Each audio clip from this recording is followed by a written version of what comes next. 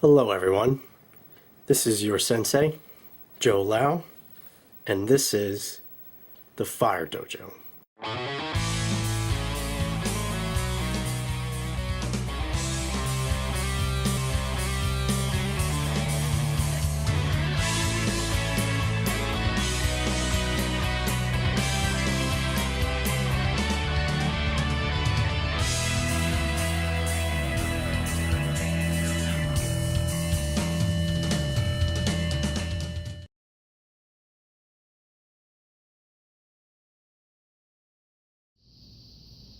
Hello everyone.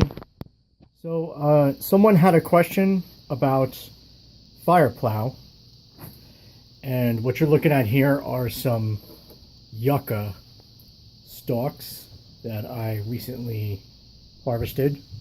They are dead and seasoned because they grew last year, and so they've been dead a while.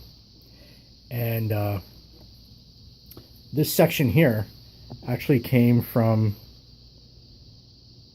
this one stalk,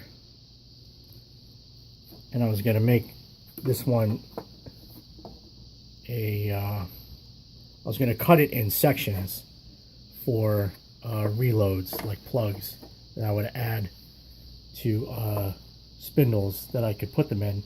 But since someone had a question about Phyre Plow, I'm going to use the end of this one as a blade, because a Phyre Plow has two pieces, a base and a blade. So I've flattened this one section. It's a 1/4 inch. You can see here. The edges are flat because you need surface area. You don't want your edges sharp on a Phyre Plow. Right. Now I'm going to cut up these other sections, right? And I'm going to show you what I get out of that, and then we're going to work on that Phyre Plow. Okay, we're back. I cut up those larger yuccas. Okay, so what you see here, here's the blade I had showed you earlier. I cut it down so it's easier to handle. Okay, but these are leftover sections of the yuccas, the two yuccas I just cut.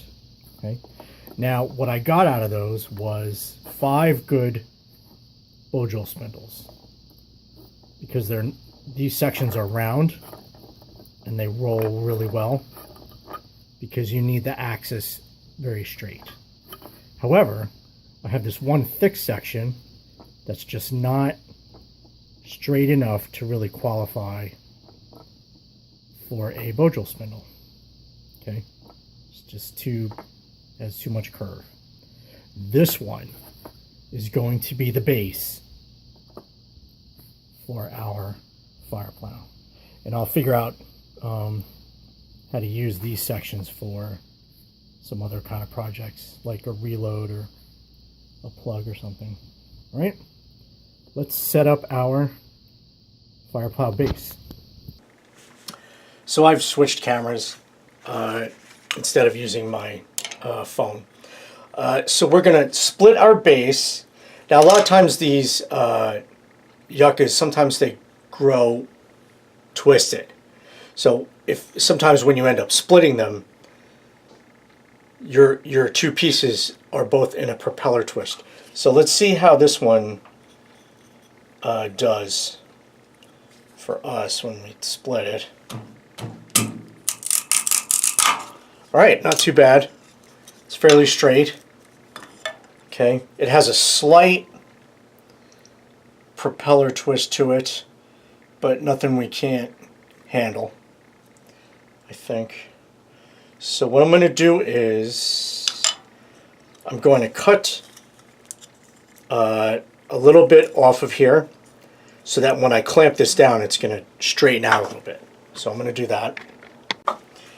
So I cut about 1 inch off of the ends. Let's try this one here. Now, you could see that I've laid the outer wood down. Okay, I want to start from the inside and work my way to the outer wood when I do the friction. I don't want to start working the outer wood. First of all, it's round, so it's just going to keep flopping off unless you have a really large piece to work with. But I don't want to work from the outer wood down into a soft pith where there's going to be no friction at all. I'm basically just going to bust through. So I want to warm this up in the pithy area and do all the friction on the outer wood, which is down here. So of course normally this is done on the ground, but we're going to do this on my jointer. Let's see how it goes. Let's see. So we're going to rewrap this.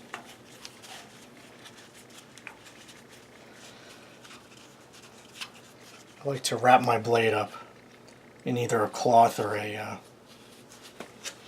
piece of buckskin. Okay. Now we're going to create the groove.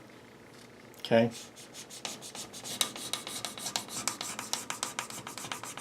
It's got a little bit of a twist to it, but I think I can manage. Now the groove is only so that it stays in a track. Okay. Okay, we got a good groove there, and that's really all you have to do is to start that groove. Okay.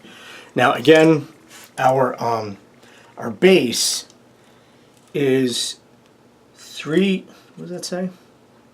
It's a little over 5/8, but less than 3/4. So that's what, about 11/16 in width. And again, our blade is 1/4 inch.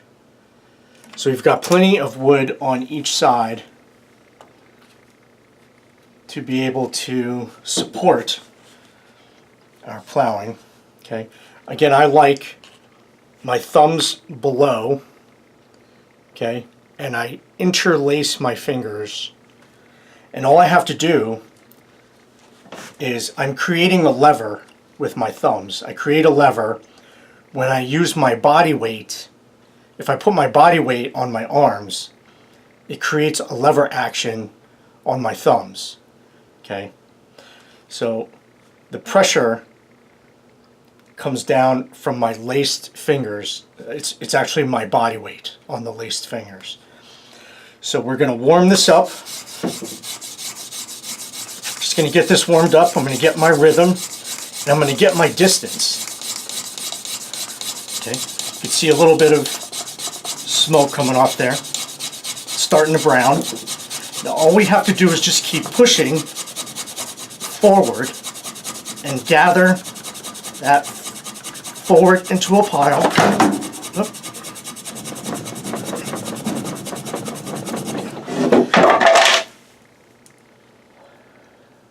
And there's our coal. Actually, it fell off the side.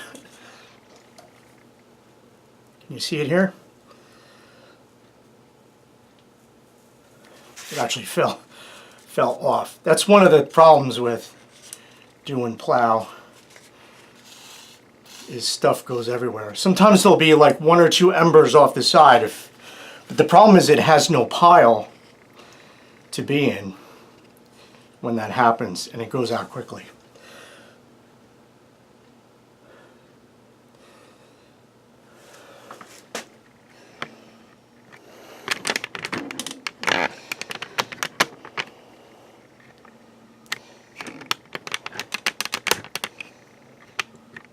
And you noticed how quick that was.